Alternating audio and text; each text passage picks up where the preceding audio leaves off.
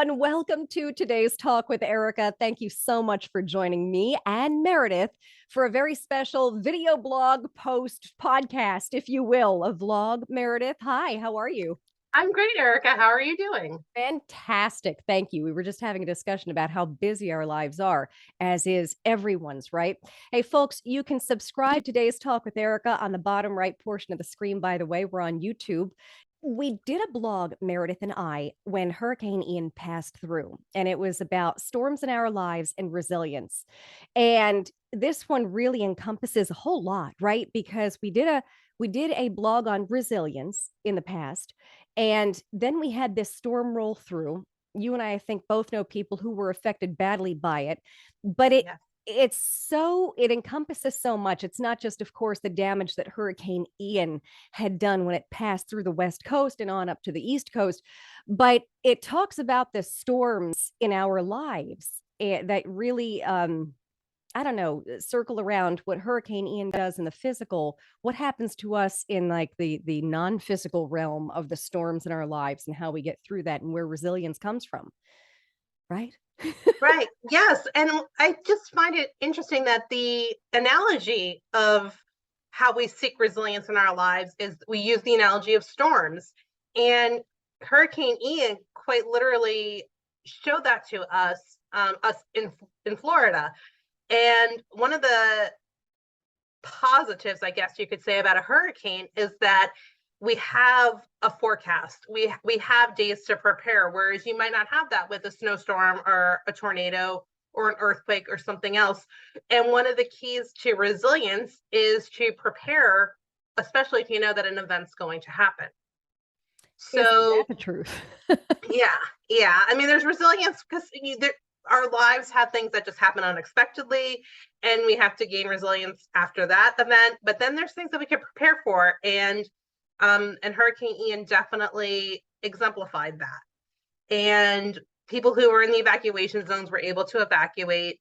I think forecasting and modeling has definitely gotten better over the last 15, 20 years. And it is a price to pay for living in this paradise that we live in. It is. I always tell people, though, I'd rather the hurricanes because you do get, a forewarning. A hurricane's coming, prepare. And of course, this falls along with so many other things in life too, right? These forecasters are always telling us prepare, prepare, prepare. Get a generator, get water, get food, and no one does that. It's kind of like we were just discussing, like me trying to shop for everyone for Christmas, December Mm. 24th. Oh my gosh, what am I buying, everybody? That's kind of like everyone in the stores before a hurricane. It's like they're in there 13 hours before it hits us Right. or less. Yeah. And one of the things that that really does not need to happen, because one of the things that the media and has gotten so much better about, and especially with the rise in social media over the last decade, is that there are preparedness sheets, there are tips, there are guidelines for how to use your generator, and how to make a hurricane box with your batteries, your non-perishable food, excuse me, fill up your bathtub, fill up your sink, put the saran wrap over it, fill up Ziploc bags full of ice, in case you lose the power. And another thing about Ian was that the power got restored really quickly to a lot of places. Um, and so I think Florida as a state is using these storms that we've had over the years to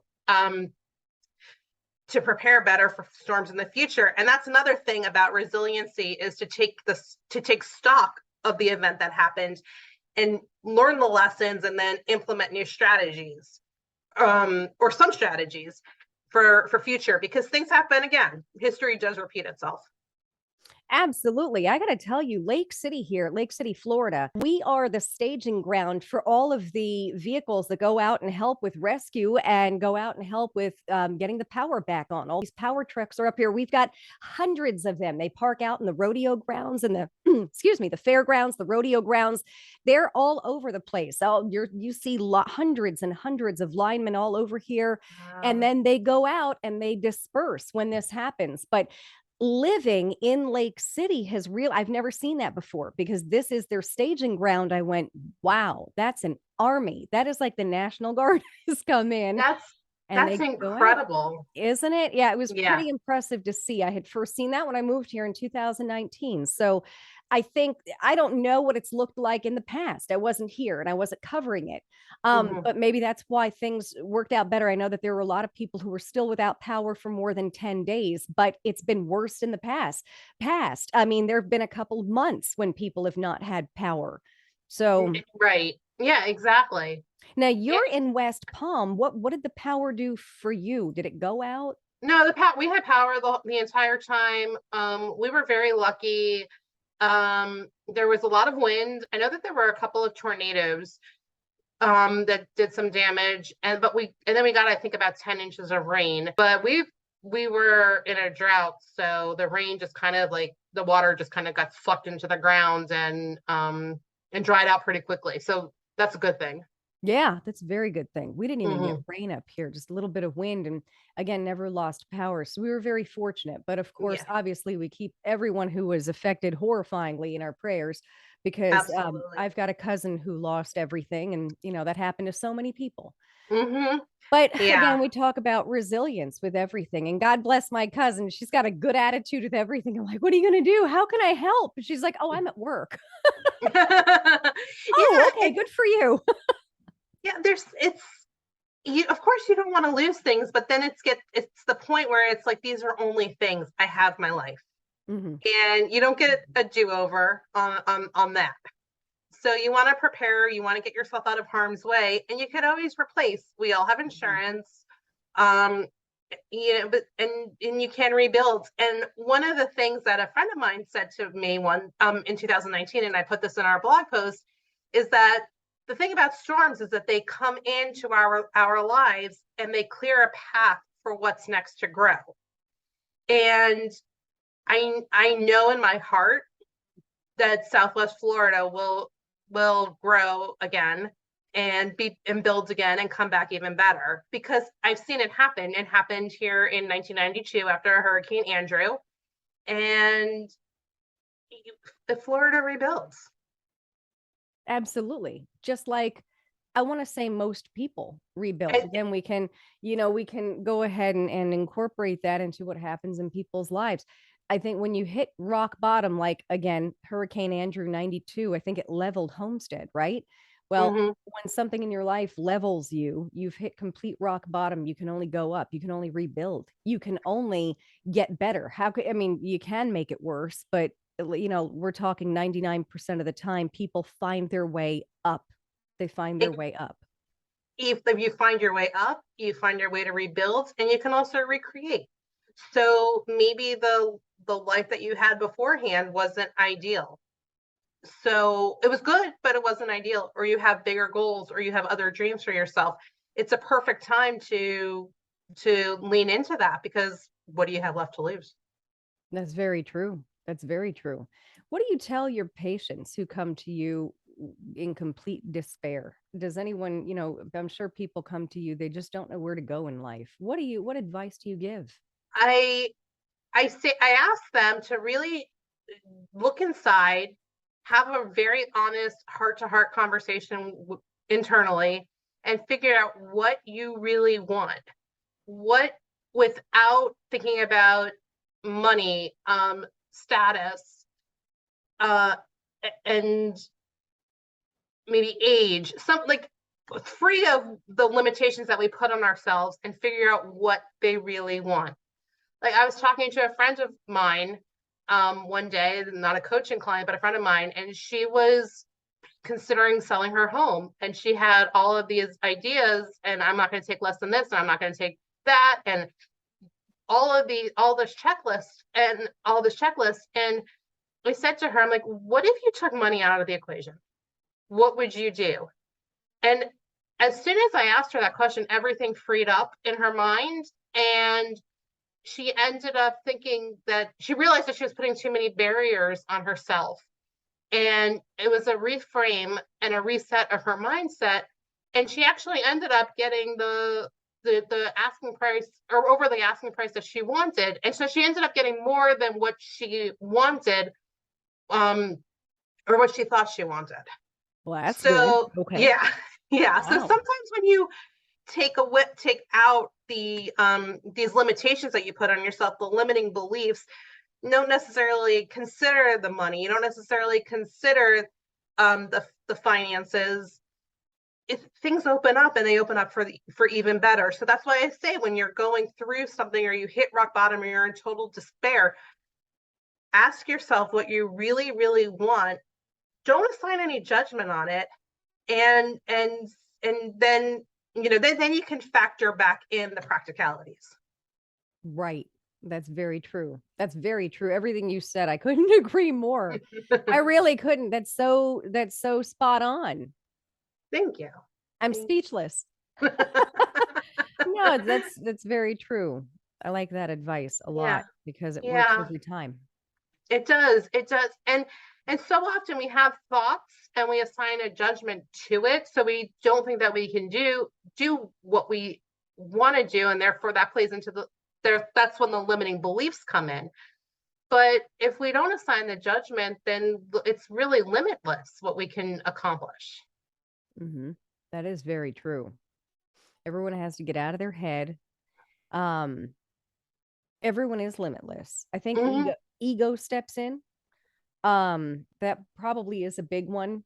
Your mhm. resilience only, I don't know how to word this, maybe you can help me, but your resilience only falls into place when the correct mindset does. Absolutely. Absolutely. And if you have a flawed mindset, um, faulty mindset, because your thoughts aren't necessarily what's best for you. Your brain doesn't work that way. You Right. have these thoughts, and then you can um, assign whether they're true or not true. And so we create these mindsets that might not be what's true for us, and then that does limit us. Yeah, And then it's hard for the resiliency to come in. absolutely. Absolutely. So these blog posts that we write, they're always, I think, spot on with whatever's happening in life at that moment. That's why we wrote about Hurricane and we molded it into, well, these storms that hit us in the physical realm. What else is going on inside of us? What else is, and that's where our blogs stem from. Hmm. So I think that this was a huge one, and I hope it really resonates with a lot of people because I think everyone needs to reevaluate. As a personal trainer, I talk a lot to people about there are four factors. There's the physical part of it. Of course, you want to get in the gym and move your muscles. Hmm. There's the healthy eating part, but there are two that are even more important than both of those, would you believe? And that's mindset and accountability. If you don't have either of those, you're not going to do the healthy eating and you're not going to get in the gym to move your muscles. So you need Absolutely. mindset and accountability. Absolutely. Yeah. Accountability is very important. And that's one of the things that I really, I really promote with my clients, and they almost, some of them chuckle at me when we come up with a goal and I say, so what's your deadline on that? They're like, I knew you were going to ask that question. And it, and but that, I guess, if that's what I'm known for, make sure that my clients put a due date on their goal. Um, that works for me because I know that they're getting things done, and like I think it's funny when they say to me, well, I don't want to disappoint Coach Meredith, and I like that. and I like it too, but it's not for me. Right. It's not, it's for them. And I had one client who was like, wanted to start making some recipes, and she's like, I'm going to take pictures and send them to you. And I was like, okay. And Okay. I'm like, if that's what makes you happy. Yeah. And so, I mean, it was nice to see the recipes, and yeah, I think there, you can set a goal, you can make strategies, but that accountability is really is the key, because we have some support, Mhm. and that we get our goals, even if it's just the little step-by-step goals to achieve that bigger goal. We want to get those done. Absolutely. Absolutely. I want to leave people with a nice thought, something about, the storms in our life and resilience. And what I want to leave with them essentially is, first of all, read our blog over, because it was we always write great blogs. I enjoy them. I think that the two of us collaborating, putting our both of our different mindsets into these blogs really resonates with a lot of people.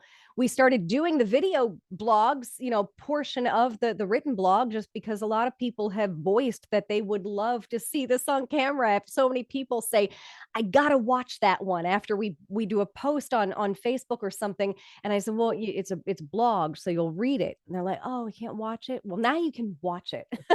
It's great that we're doing this, because I've heard the same thing from my circle as well. I think that's great. Our circle of influence. And it's very nice that we have folks watching. So this makes me very happy. So read the blog. You can always reach out. Of course, I am a podcast host. My background is journalism, but Meredith really is the professional when it comes to coaching. So I want to say, reach out to Meredith. Meredith, your website, meredithkimmel.com. Yes. Yeah. Yes. Reach out to Meredith, if you have any questions, anything you'd like to discuss regarding this, because she's got a wonderful practice. She's also an advertiser, by the way, with Today's Talk with Erika, the mobile app. If you go to my mobile app, you can find the podcasts for the audio version as well as the video version in there. So, and that's where you'll see Meredith's ad. So I really, what are your last thoughts on this? I just think that people are very afraid of change, and it's really, change isn't something to be scared of. And I think that's where resilience comes in as well, because you're building skills, you're building your resilience muscles, and change is going to happen whether you want it to or not. And to have the right skill set, to have the right mindset, you can get through anything. And if you're having some problems, like Erika said, please reach out to me. And I'm more than happy to help. I love that. I really do. I thank you so much for being with me. I love having you on. We're going to do this again. We're going to write a couple more blogs and come back on and talk to you again, but I really do appreciate it. So I hope you all enjoyed it. Remember to subscribe. You've got that button there on the right side, bottom right corner. And you got today's talk with Erika.com. So thank you so much. Reach out to us, read the blogs, and we'll do this again soon. Bye for now. Bye. Thank you for listening to Today's Talk with Erika. Join us next week for a brand new show. Please subscribe to all of Erika's audio and video platforms. And remember to visit todaystalkwitherika.com for all show content, blogs, social media channels, and more. Hey, thanks for listening and watching.